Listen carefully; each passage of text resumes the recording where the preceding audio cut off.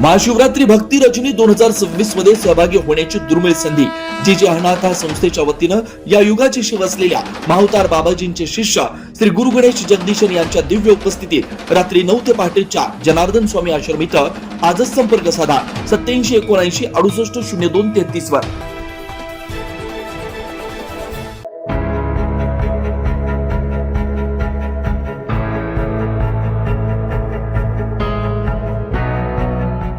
नाशिक महापालिकेच्या महापौर आणि उपमहापौर पदासाठी उद्या निवडणूक प्रक्रिया पार पडते। या पार्श्वभूमीवर नाशिक शहरातील राजकीय घडामोडींना वेग आला। भाजपच्या वतीनं पक्षातील एकजूट कायम ठेवण्यासाठी आज पक्ष कार्यालयापासून नगरसेवकांसाठी सहलीचं आयोजन करण्यात आलंय।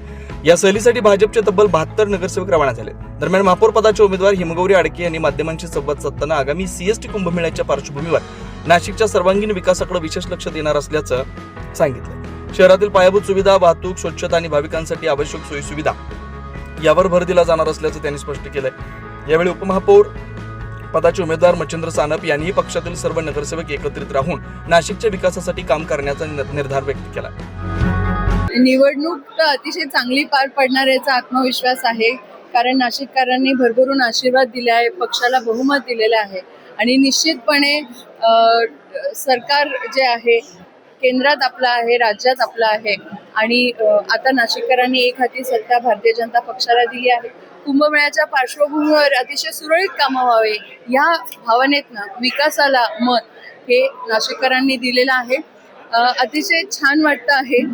सगळ्या मैत्रिणी जमल्या आहेत, तुम्ही वातावरण बघू शकता, अतिशय खेळीमेळीचं आहे।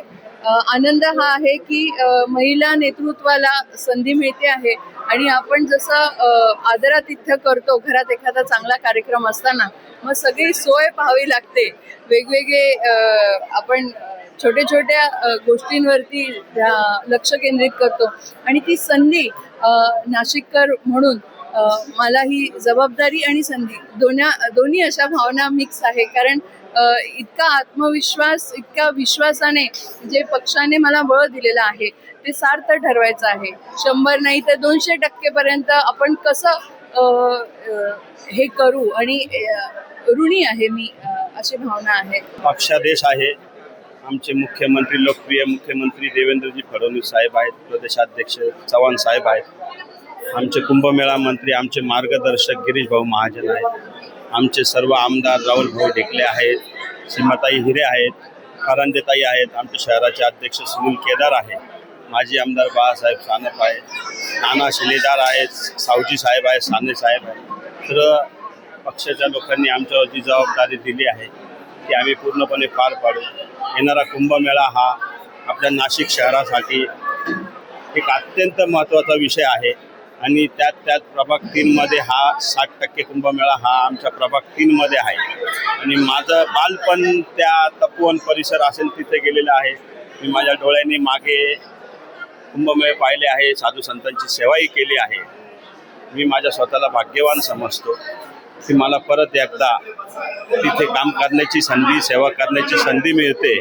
मी त्याचं नक्कीच सोनं करून दाखवेल। एक चांगलं काम आमच्या भगिनी महापौर आडकेताई असतील, आमचे मार्गदर्शक कुंभमेळा मंत्री गिरीश भाऊ महाजन असतील, आमचे सर्व आमदार यांच्या मार्गदर्शनाखाली आम्ही एक चांगलं काम करू। महापौर उपमहापौर निवडणुकीच्या पार्श्वभूमीवर भाजपची ही सहल आणि राजकीय हालचालींमुळे नाशिकच्या राजकारणात चांगलाच रंग भरताना दिसतोय। 9 न्यूज महाराष्ट्रासाठी नाशिकमधून प्रतिनिधी इसाक कुरेशी, नाशिक।